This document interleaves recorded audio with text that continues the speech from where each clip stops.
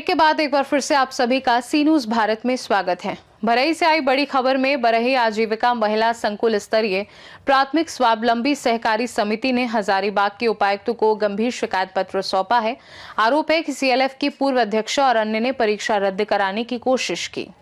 बरही आजीविका महिला संकुल ने हजारीबाग उपायुक्त को शिकायत दी है कि सीएलएफ की पूर्व अध्यक्षा कवित्री देवी और बीसी पुष्पा देवी ने बीपीएम केदार प्रजापति की देखरेख में अपनी पैठ और दबाव का इस्तेमाल करते हुए जेएसएलपीएस द्वारा आयोजित परीक्षा को रद्द करवाने की साजिश रची। शिकायत के अनुसार 29 नवंबर 2025 को जिला कार्यालय जेएसएलपीएस हजारीबाग के निर्देशन में सीएलएफ मैनेजर और एमआईएस पद की भर्ती हेतु परीक्षा शांतिपूर्ण ढंग से संपन्न हुई। परीक्षा में जिले से अधिकृत प्रतिनिधि भी उपस्थित थे और सभी प्रक्रियाएं नियमों के अनुसार पूरी की गई थी। इसके बाद 6 दिसंबर को जेएसएलपीएस के आदेश पर प्रायोगिक परीक्षा आयोजित की गई। इसी दौरान दोनों आरोपियों ने सीएलएफ की एक बीओडी सदस्य को परीक्षा रद्द कराने और परिणाम प्रभावित कराने के लिए लगातार दबाव और धमकी देने का काम किया। शिकायत में यह भी कहा गया है कि आरोपियों ने जनप्रतिनिधियों और अधिकारियों को गलत जानकारी देकर परीक्षा प्रक्रिया को बाधित करने का प्रयास किया, जो सरकारी व्यवस्था का खुलेआम दुरुपयोग है।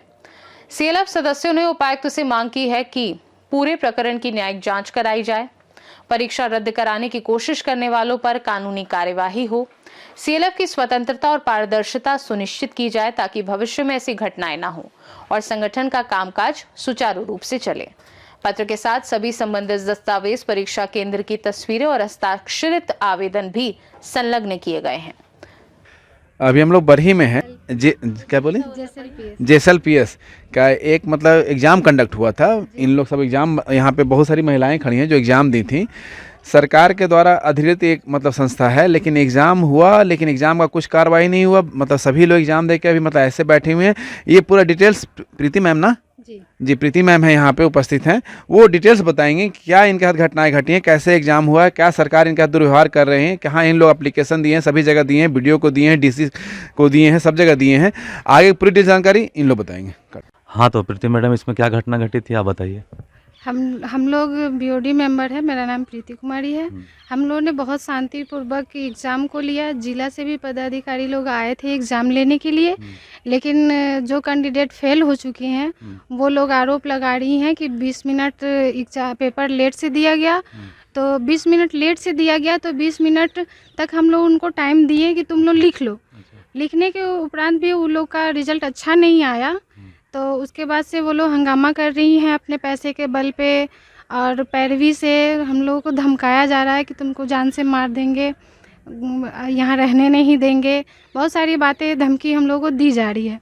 हम लोग बीडीओ साहब से भी मिले, विधायक से भी मिले। विधायक ने बोला था कि हाँ ठीक है, आप लोग को सपोर्ट किया जाएगा, और जो उत्तीर्ण हो मतलब पास कर गई हैं उनको ही सफल मतलब कराया जाएगा। लेकिन जो फेल हो गई हैं उनकी बातों को लोग प्रथम मान रहे हैं और उनका सहायता कर रहे हैं, और हम लोग की कोई भी सहायता नहीं की जा रही है।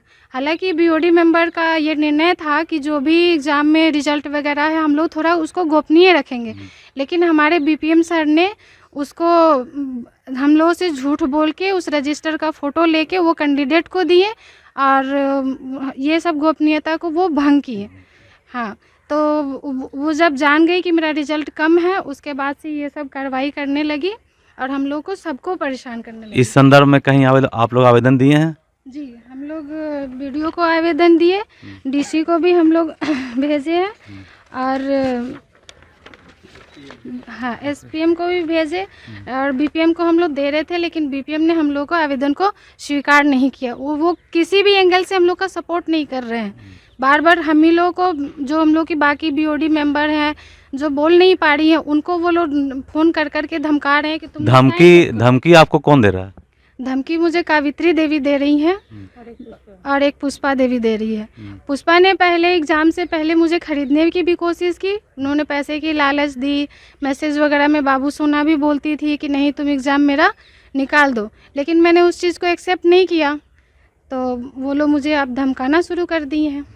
ये भी बीओडी मेंबर है, इनके ऊपर भी आ रहा है धमकी वगैरह। हाँ, एक और बीओडी मैडम है जिनसे हम पूछना चाहेंगे कि इस संदर्भ में क्या बोलिए मैडम। सर उन लोग जैसे कंप्यूटर का क्लास मतलब वो सी तक भी नहीं जानती है, लेकिन वो मतलब इतना ही दबा दे रही है। इनके साथ बहुत गंदा की तरह से मतलब जो जिला से आए थे हम लोग को मतलब कंप्यूटर वाला जो ट्रेनिंग लेने के लिए, उनको भी उन लोग बोली कि बीओडी लोग है सो पैसा के बल पे आप लोग को भी खरीद ली, लेकिन हम लोग ऐसा काम नहीं करेंगे।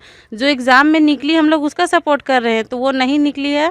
तो 2 तारीख को मतलब रिजल्ट हम लोग को मतलब गुप्त रूप से मतलब रखा गया था, तो बीपीएम सर मांगे और वही हम लोग को दिए 2 तारीख को। ये भी बोलबो की प्रीति दी, बोले से आप क्यों मांग रहे, तो झूठ बोले बीपीएम सर ये थी सीसीबीए थे, सो बोले सर मांगे जा रहे सीसीबीए को जो मतलब ऑर्डर आया तो जिला से मांगा गया, तो वो मतलब दिए। उसके बाद भी जो पुष्पा दी के पास मतलब चला गया, बीपीएम सर भेजे तो वही पुष्पा दिए फिर इनके पास भेजी है, बोल देखिए तुरंत डिलीट भी कर दिया। इसके पास भेजी मोबाइल में। और वही तो बोलने का मतलब है कि पैसे के दम पर जो है सो इस एग्जाम को खरीद फरोख्त का काम चल रहा और है।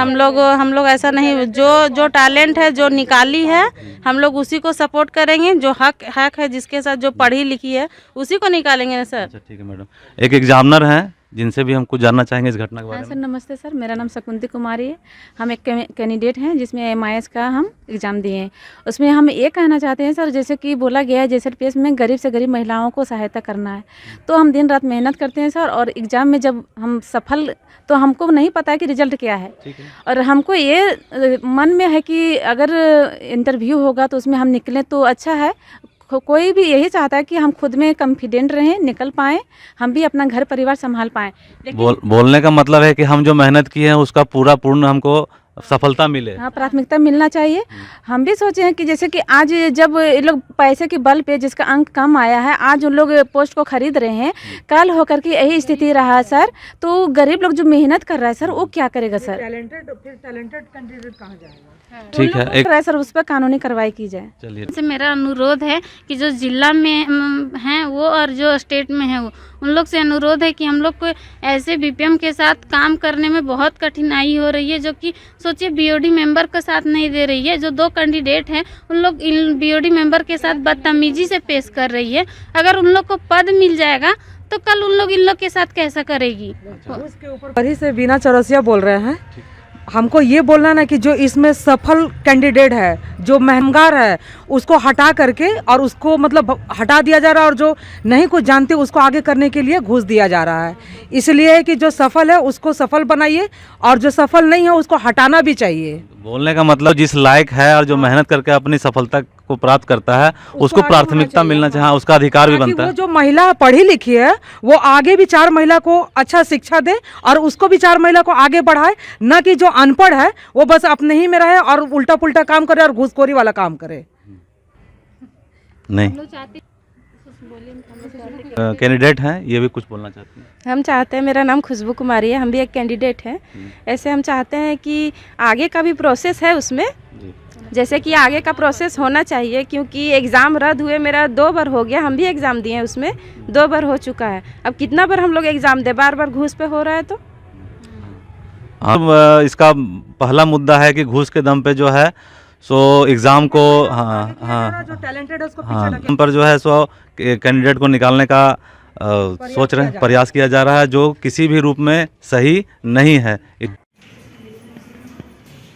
हुआ है इस एग्ज़ाम में, आप लोग सब एग्ज़ाम नहीं रही हैं, सब एग्ज़ाम दिए अच्छे से, तो इसमें क्या आपको लग रहा है, क्या इसमें कौन इन्वॉल्व हो रहा है? एग्ज़ाम या रद्द करने का दबाव ऐसा कुछ है क्या, बताएंगे? जी हाँ है, ये एग्ज़ाम रद्द करने का पावर ओनली CLF को है, लेकिन इसमें वीडियो सर इन्वॉल्व हो रहे हैं और वो हम लोग जो दिखा रहे हैं एविडेंस वो देखने के लिए रेडी ही नहीं है।